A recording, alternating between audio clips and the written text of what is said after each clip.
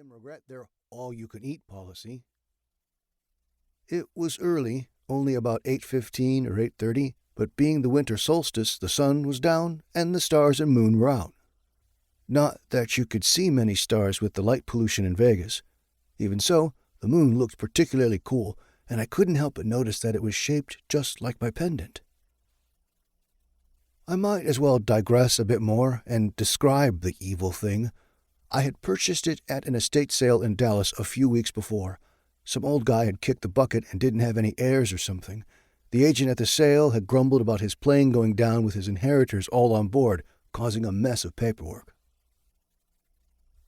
I might seem a little callous, but after what happened to me tonight, I don't have a lot of sympathy for the guy. As I was saying, it was a high-end sale, not something I would typically attend, but the guy had been a client of the company I work for, so I had heard about it at the office. I found a cool-looking old pendant at the estate sale. A layer of dust coated the surface. It took a wipe down with my shirt sleeve to clean off the smudges and reveal its true luster. The metal was tarnished but aged in that wonderful patina that comes from having been handled by people's hands over centuries. The beaded patterns were raised above the surface and polished. The center stone looked like a garnet, but I couldn't be sure. It looked like a piece of costume jewelry, like something someone would wear with a Viking cosplay, vaguely Celtic with swirls, and not made of gold and fine gemstones. I could have easily sung, "One of these things is not like the others," as I looked at the items displayed on the table. All the other watches and jewelry were high-end pieces, Rolexes or gold and diamonds. Here this thing was, looking like some reject from a historical reenactor's closet.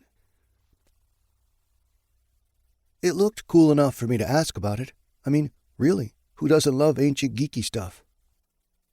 When I asked, the agent told me she didn't know anything other than it had been found in an ornate wooden box among the old man's things.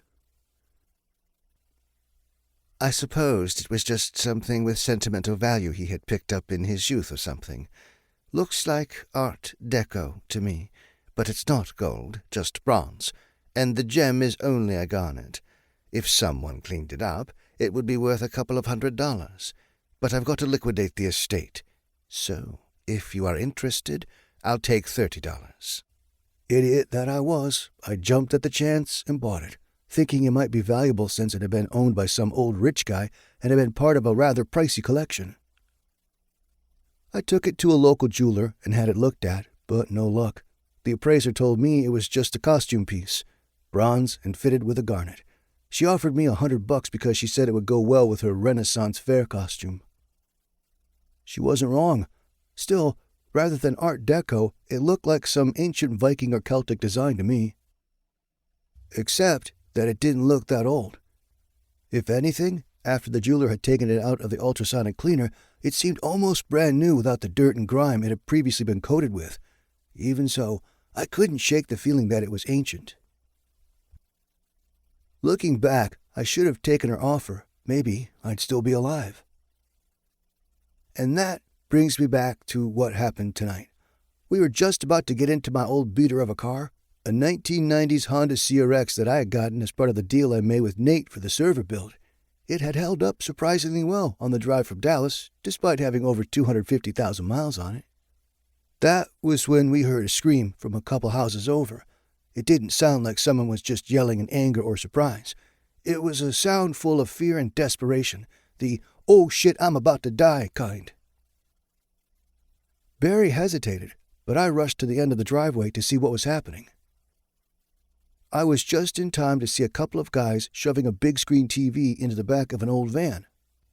It took me a second to analyze the scene, but it was obvious. The man screaming must have come home from an evening jog just in time to see his house being robbed and tried to stop them. Unfortunately for him, besides the two guys manhandling the TV, there was a third robber, and he had a knife.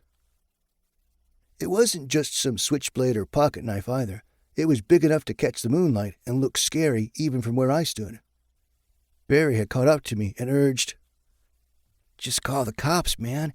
Don't get involved." Barry was smarter than me. Big-ass knife guy had grabbed the homeowner by his shirt, put his blade to the guy's throat, and was hissing something at him, probably threatening him to be quiet.